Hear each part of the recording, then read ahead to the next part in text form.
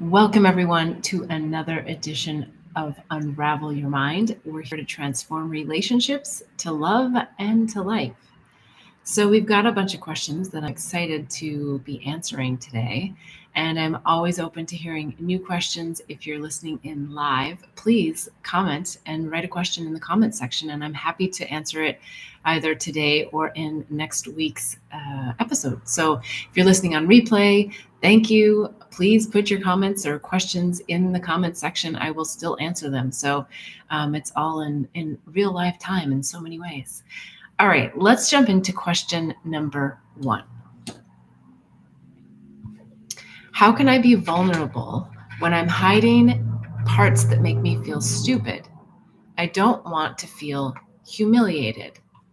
Well, okay, so that's a really good question because there's something in there for you, right? There's something about feeling humiliated that you're looking to avoid. So what is that insecurity? You've already said there's like parts that you're hiding, but why are you hiding them, right? So the question is deeper and deeper and deeper of what am I hiding? Why am I hiding it? And honestly, I think blessing the situation for bringing it to your attention and giving you an opportunity to practice really getting into some of those darker, seedier places in our mind that make us feel less than, right? There's no reason to feel less than. There's no reason to feel humiliated. And the other thing that comes to mind is, girl, you got to laugh a little bit more at yourself. Sometimes we just take life way too serious. I am like the queen of taking things serious. And it's all about play and looking at each person outside of us as a reflection of ourselves in a certain aspect of where we are in our own life. So dig into what that is. What is the humiliation that you're so afraid of? And what's the worst case scenario that could happen? Like, what if you did feel humiliated? Like, what is that all about? But feeling into it and just releasing it and laughing at it before it even happens, right? Because then we take the charge away, because it's like a push-pull kind of thing. The more you fear something, the more you bring it near you. So you want to just play in the idea of the humiliation, the idea of, someone could do something to me that makes me feel uncomfortable, and just play there and release it yourself before it actually happens. And then A, you can either avoid it completely, or B, you can laugh through it when it does happen. Hopefully that's helpful. If not, I'm happy to hear more questions in the comment section or to elaborate on it further. All right, let's go to the next question. I'm having a difficult time communicating with my wife. How can I lay down my pride and really hear what she's feeling instead of jumping to past emotions or frustration? Well, these things, when you say wife, I'm going to assume that you've been married for some time, and these things do get created over time, right? Like, this isn't just an overnight thing. So we build patterns in relationships. So for the people who are in a new relationship, really, really pay attention to the patterns that you're creating, the things that you're saying, the things that you're feeling, and most importantly, the things that you're not saying, and the things that you're feeling that you're not talking about or not releasing. Because I think we're all notorious in many ways for being in a new relationship, being all in love, and then just, letting things like slip by that actually impacted us or hurt us or made us feel a certain way. And then over the years, it's like everything piles up so much so that we almost feel like we can't quite like pick it apart to understand, like, why am I feeling this way even? Like, I know this might be ridiculous or it's not ridiculous, and I can't believe my partner or my spouse hasn't found a way to support me on this. So that's for someone who's new. Get into it early. Talk about your feelings. Have a date each week of when you're sitting down and you're talking about how you actually feel and what each other can do for each other, right? Stay in the positive of it. What do I need more of? And you can talk about, what do I need less of? And, what did I feel like I really needed?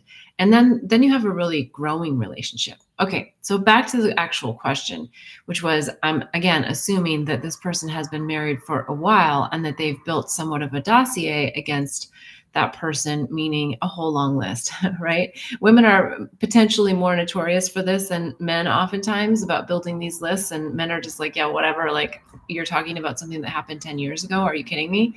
And the woman's like, yeah. And she remembers it like it was yesterday. Very difficult situation between men and women. And it doesn't always have to stereotypically be a man and a woman, but generally the energies sort of work a little bit more like that. And so what I think really needs to happen here is you need to do your own advice, which is lay down your pride, right? Because you're saying you really want to hear what she's feeling, but that you're jumping to the emotions of frustration because you're jumping to what you think her response already is going to be based on the pattern that you have with her. So what if that pattern wasn't to exist? Because you're the creator of your life. So when you jump in and you choose to view the situation differently, like laying down your pride, and you say, you know what? No, I'm going to come in really wanting to hear what my wife has to say. And I'm not going to jump to conclusions. I'm going to listen, and I'm going to listen deeply for the nuances that maybe I've never heard before. I promise you, there will be so many nuances in there. And the moment that you start to listen and allow her to feel heard, the dynamic will change dramatically. And listen, over time, you kind of have to stick to this because initially she may not be as receptive as you'd like to this newfound way of communicating with her. What happens is when we feel validated and we feel heard, it starts to diffuse the deeper emotion.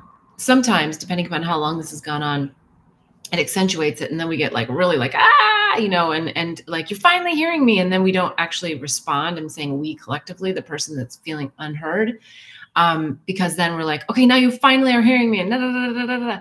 So there can be that dynamic as well, but please stick with it. Just let them talk it out.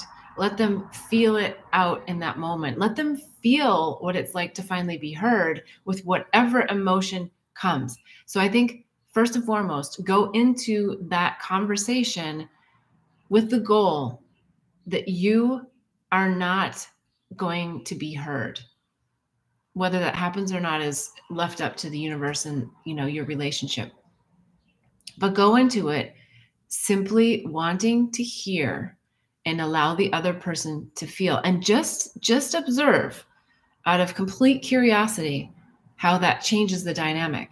When you don't start to interject, oh, I want to say this, or, oh, I told you this before, or that's a ridiculous feeling. Okay, so this is also another like really common thing, often between men and women.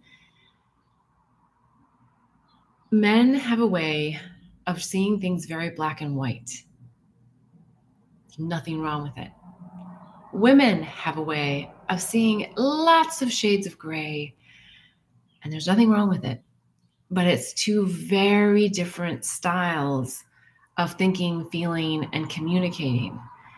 And men often want to jump to what is the fastest, quickest solution to this problem. And there is nothing wrong with that. That's a great thing.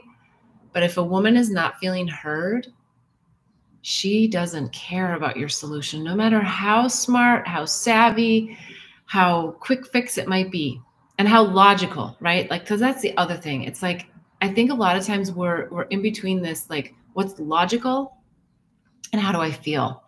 And men like to talk about logic, and women like to talk about how they feel. So just take this in, think about it, but more feel about it.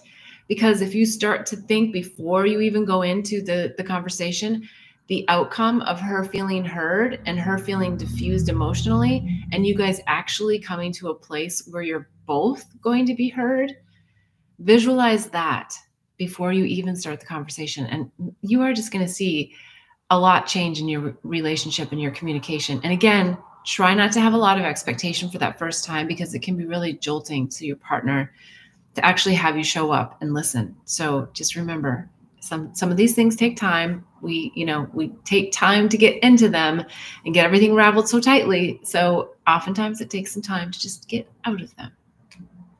All right, let's go on to the next question. Do you think the COVID virus causes a disconnect or changes your mood? Absolutely. I'm not a COVID expert. I admit that right up front.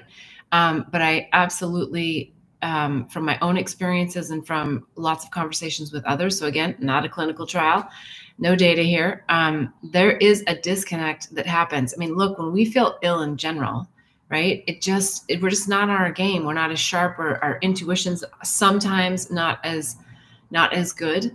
For COVID specifically, there does seem to be some kind of a disconnect. We're never disconnected from source, ever. We're always tuned in. It's who we are. But there can be an element of feeling a disconnect, and feeling a little bit, I guess the word isolated comes to mind. And when I say isolated, I don't mean that you're necessarily alone by yourself, or that you're isolated or quarantined from everyone else. I mean that you feel isolated, and that you're not like connecting into the wave of possibility, the wave of consciousness. And you're there. You're always there. You're always there. Sorry, I've got something in my eye. You're always there. You're just feeling that there's like a little bit of a barrier. And I don't know scientifically what is actually happening. I would guess that there's just a lot happening from a brain chemistry standpoint. So if there's any scientists listening in here, please, I'd love to hear your comments in the comment section if you have a specific scientific knowledge of what's happening with the brain in a COVID infection, or infections in general. But I definitely feel like that it's all about just really connecting into the light. One of the ways that I found to be really helpful whenever I have any kind of illness, but COVID specifically, is if you can, depending upon where you live and how, the temperature is and what's happening weather-wise, but if you can go outside and sit in the sun, or maybe you're still in your living room, but you're in the rays of the sun, and just connect in, close your eyes and connect to that white, bright light, or that warm yellow glow, however you see it, and really just take in and ask for healing light and feel connected. Just feel connected to, okay, look, here's another way to say it. If you've ever, maybe some of you aren't sun worshipers, but if you've ever gone on vacation, like you live somewhere cold, or you live somewhere where you just, it's not a vacation land, and you go to, I don't know, Mexico or Bali, or, somewhere, and you sit on the beach that first day and you lay in the chair, even if it ends up like not being suntanning weather, but you just like lay in the chair and you're just like, oh, I just love the warmth of the sun. That's the kind of feeling that you want to start to assimilate with yourself, even though you're not feeling well. So when you start to feel into that magic and that connection to the light, that's when you're able to take in more light, and it helps build your cells. It helps build all of your connections back, gets you back online, and sleep. Just sleep as much as you can, right? A lot of times we're just pushing through, trying to get everything done. And we know, this is basic stuff, that if you don't take the time to rest, it only gets worse, or it stays on longer. So if you're dealing with long COVID, kind of another addition to this question, I would say that outside of, seeking proper medical advice, there's lots of homeopathic advice that I think can be even more helpful. But rest, connecting to the light, and really just taking the time to be down, right? And to go inter-reflective, and maybe it's to journal. A lot of people have said, I just can't even get my mind online. Rest. But when your mind is able to be a little bit online, and I don't really mean the true sense of your mind, I mean more like your spirit coming through your mind and your pencil or your pen in your journal. When you get to that place where you can feel that, enough energy to do that, start writing, like, what's my priorities? Like, where might I be a little off in my time spent each day? Where should I start doing more things? What should I stop doing? What do I need to do less of? So take that downtime, and try to not panic about all the things that aren't getting done, because you're down. You're down for a reason. It's bigger than you. Hopefully that's helpful. I'm always open to comment suggestions in the comments below. All right, let's go on to the next question. My son recently broke up with his girlfriend and is wanting to start dating again. I wonder what he can do to find intentional and meaningful dates. How can he start with this in mind? Well, I think you've kind of answered part of it, which is get him to really sit in his mind, right? With his mind, maybe if he's open to a meditation, and think about how he would feel with a person that he's really excited to be with, someone that's able to support him and his mission and what he's here to do on planet Earth. But I think even before that, it's getting that trusty little notebook out, even if it's just a random piece of paper. Start writing, like from all my previous relationships, what were the aspects that I just absolutely loved about this person? Like, and how did I feel when they did those things? Really digging in and seeing like, gosh, what are, from all the people I've dated, and if it's only a couple, that's fine. You can go into like my relationships in general, like what do I love about so-and-so when they do this and when they help me with that, or they support me in this way, so start writing all that list of what you really love. And then also make the list of, hey, I didn't like this so much. This was not something that made me feel good. And then ask the question, okay, I know if this is too much for your son, it's okay. But I have a feeling that he'd be really open to this, actually, especially if he's a little bit older. Like, I don't mean old, but I mean, like not his first relationships in life, where he can actually reflect back and think, what was the lesson? Like, what did I call that person in for? It's obviously not to be a lifetime partner because they've broken up, whoever those people are in the past. But what is it that I called them in for? What did I learn from them? How did I grow from them? And that's also really helpful. And how did I maybe hinder their growth? How did I contribute to the relationship? What do I want to do different? How do I want to feel different? How do I want to act different? Do I want to listen more? Do I want to talk and share more? Do I want to, what do I want to do in my next relationship? It's such a beautiful time. And if he's willing to just sit with himself and really just feel into like all the things that make him feel good and all the things that he needs. Okay, this is kind of random that's coming to mind to share. Many years ago, I was working in the pharmaceutical industry in my marketing role. I was living in Singapore. I was based in Singapore, but I had all of Asia Pacific, and one of the countries that I would go to visit with the marketing teams was India. And so, a long story longer, I one day said, would it be okay if I asked you a personal question? Most of the team were men. I believe at the time there might have been one or two women. It was a lunchtime meeting. And I said, could I ask a personal question?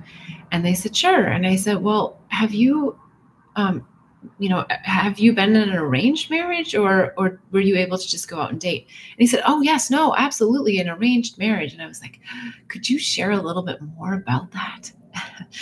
And I was so fascinated. I thought that was like a thing of the past, right? And I was so culturally naive at that time. And his sentiments were so beautiful. I'm not saying that this is what happens for everybody in that culture, but if we all kind of took a little pearl from what I'm about to share from his story, I think it would be really helpful for all of us. And he said, when I met my wife, I knew that our families had already sort of vetted each other, right? They'd already talked to each other. Like the families knew that they were already going to get along.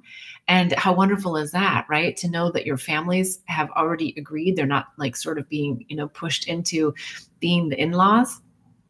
He said, so that really helps, number one. But number two, when I met my wife and she walked in the room, he said, I just knew immediately that I wanted her as my wife. He said, I just felt it intuitively. He said, and if I didn't, I can say no. He's like, we're not forced. But the part that was probably the most important to me was, he said, after I met her and she said yes, I knew that the only thing that I was really called to do in this relationship with her was to get to know her soul and to just grow with her and to share with her and to explore her. Right. And I was just like, oh my goodness, that is so profound. And he said, and sometimes I watch some of the Western couples and I see like, that everybody goes out and they date a lot and they build these lists of, like they have to have this. And he's like, and the expectations get built so high that oftentimes there's no one out there that can meet it. And I was like, oh gosh. So I think why that story comes forward is I just gave some advice on making these lists, but I also wanted to counterbalance it to say that, don't stay so attached to the list that you're not getting to know someone's soul and understanding whether you have a soul contract with them and how they may be able to support you in ways that you don't even know. They may be able to help you grow in ways that you don't even know, right? So staying open to seeing what is this relationship about. There's some, I mean, you're on a date. If you're going on a date, you have some connection to even say yes to them. And then just stay in the magic of exploring it. So I went all the way into dating. I know the question was about, having a more intentional date. And I think that's it, is kind of go all the way to the end, visualize what that person, looks like, feels like, smells like, sounds like, but also stay somewhat unattached to these external details, because it's really about the soul inside, right? It's really about how that person expresses themselves and wanting to be there for them and helping them to be their best expression of themselves. So, all right. I love dating questions. I love love questions. I love all questions. Thank you for asking that. And if there's any comments that you have or anything that happens with your son, I would love to hear them in the comments below, even in the coming weeks and months. Okay, let's go on to the next question. I've been meditating every day as a part of a new routine. However, I can't seem to quiet my mind, and I feel like I'm not getting anything out of it. It makes me want to quit because I don't see any benefits. What to do? If you've listened to me long enough, you've probably heard the story about myself that I also had a really hard time meditating, and sometimes I still do, because the mind can come on so strong.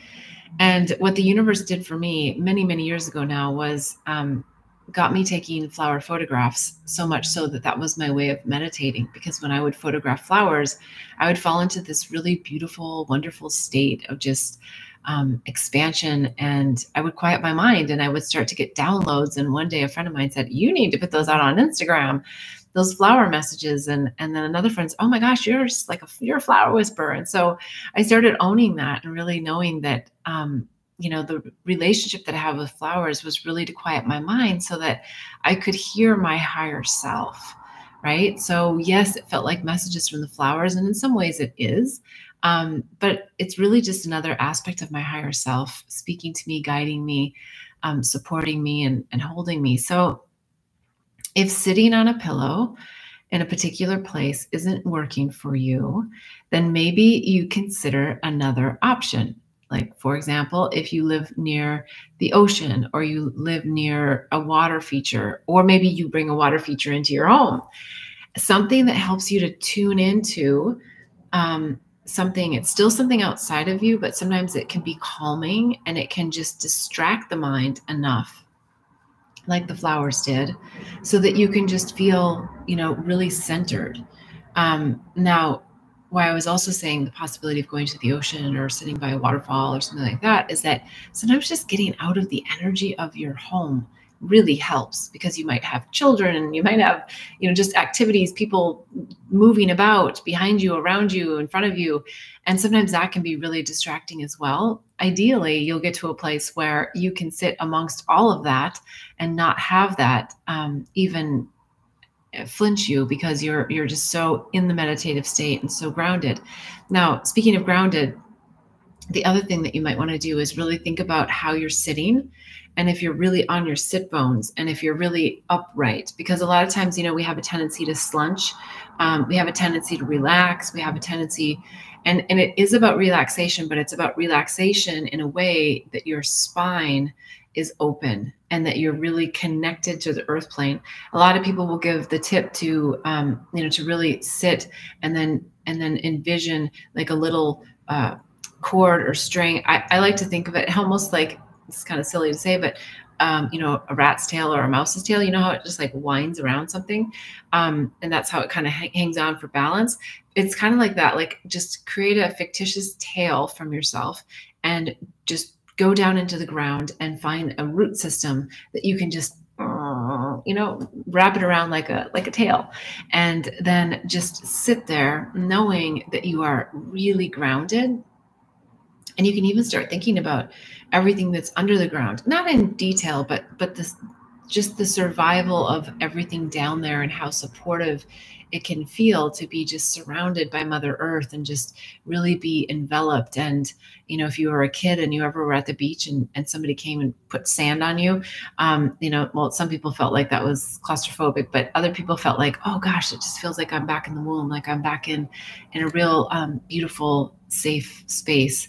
Where I'm not exposed to all the elements. So think about that too when you're starting your grounding, and then just start working your way up through the chakras. And start with your base first chakra and come into your second, and your third, your fourth, your fifth, your sixth, and your crown chakra, and ask your guides and your angels and all the celestial elements to connect.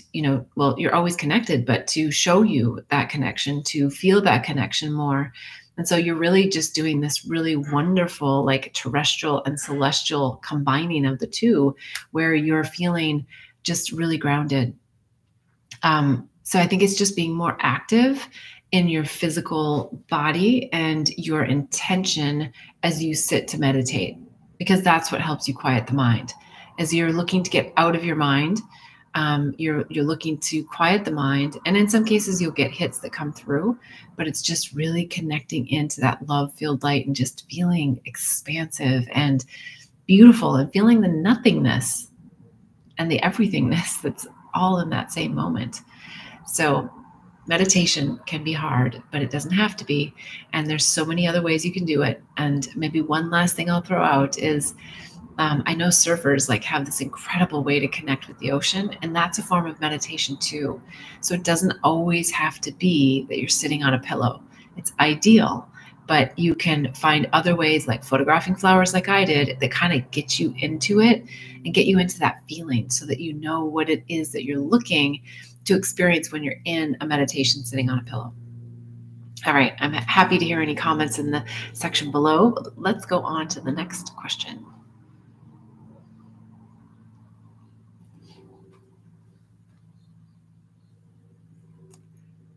It can be difficult to be in a relationship when they haven't done their work to heal. I know working on relationship with self is so important to do first, and the healing can continue in the relationship. What's the best way to navigate a balance, because everyone is at a different level in their spiritual growth?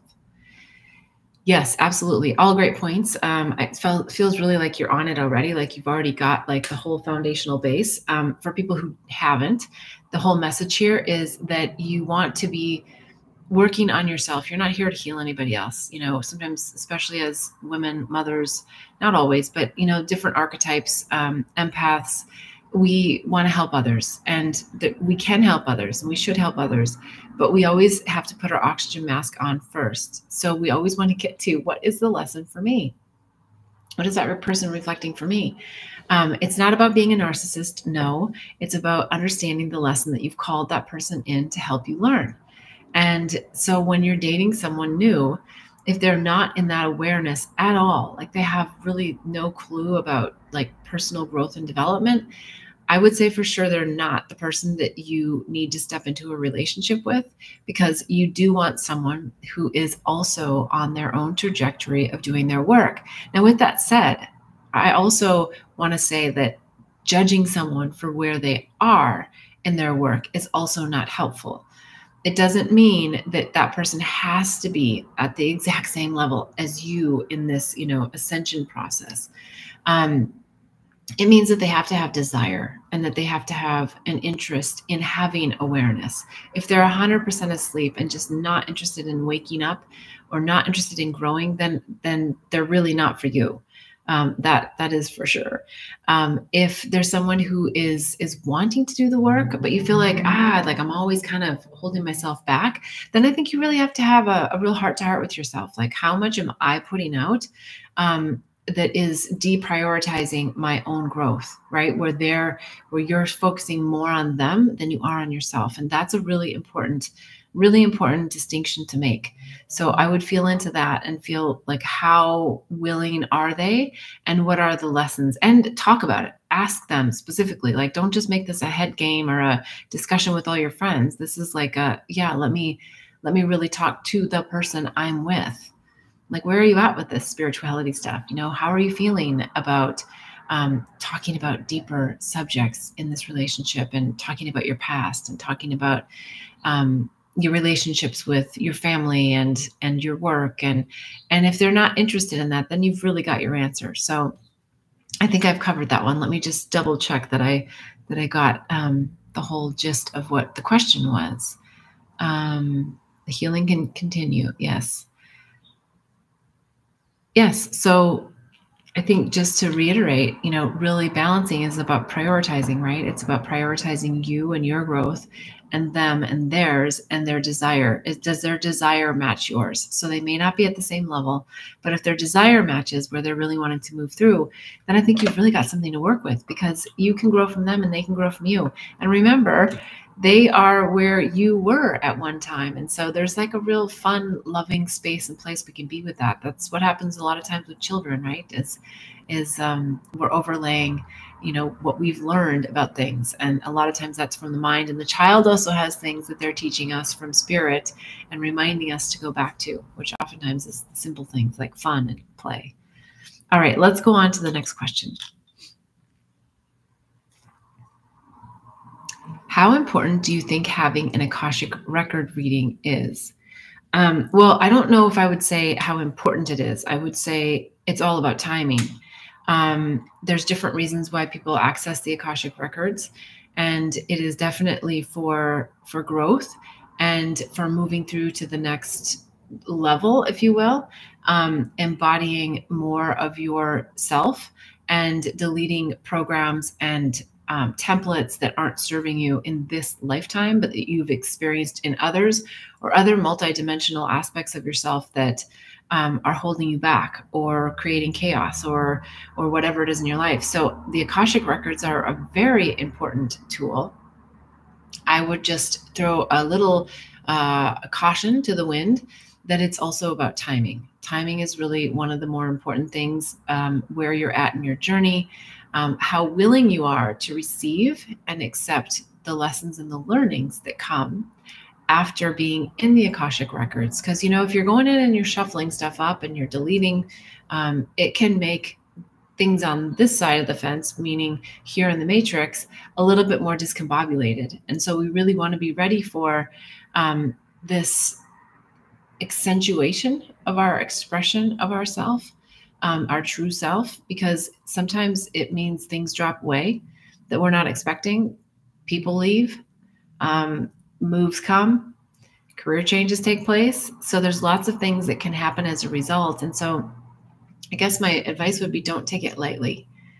Take it as an offering to really get into your soul's plan and see what it is that you want to shine some light on and bring awareness to. You might learn some things that you weren't thinking you were going to learn. So I think it's more about timing than it is about using the word importance, because it is important if the timing is appropriate.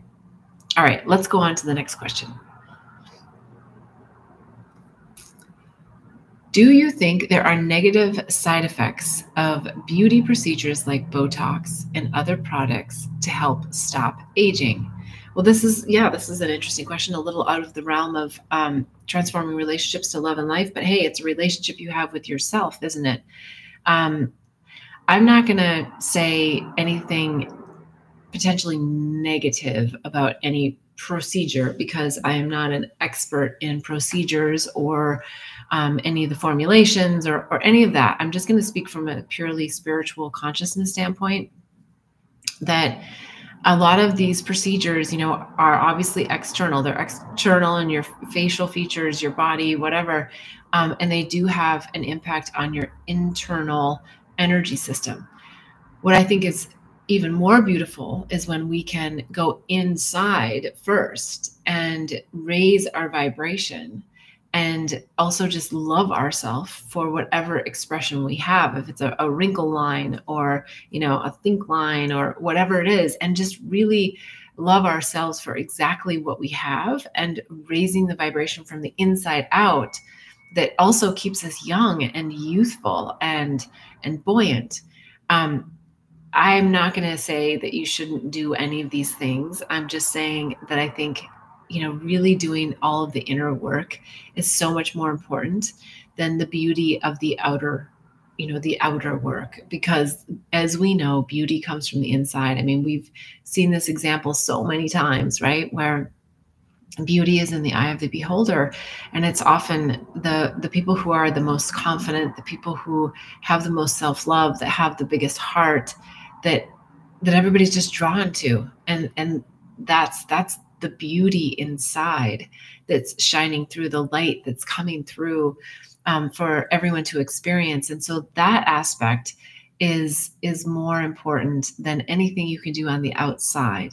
And if you do something on the outside, I would just say, just stay in the love and the light of who you are, and don't do it from a judgment standpoint, I guess is what comes forward, right? Like judging yourself, like, oh, I need to look better, I need to do this to look younger, or to whatever. No, I mean, like, our maturity, our wrinkle wisdom is is something to be honored, and something to be really embrace. So again, doesn't mean that we can't do these things.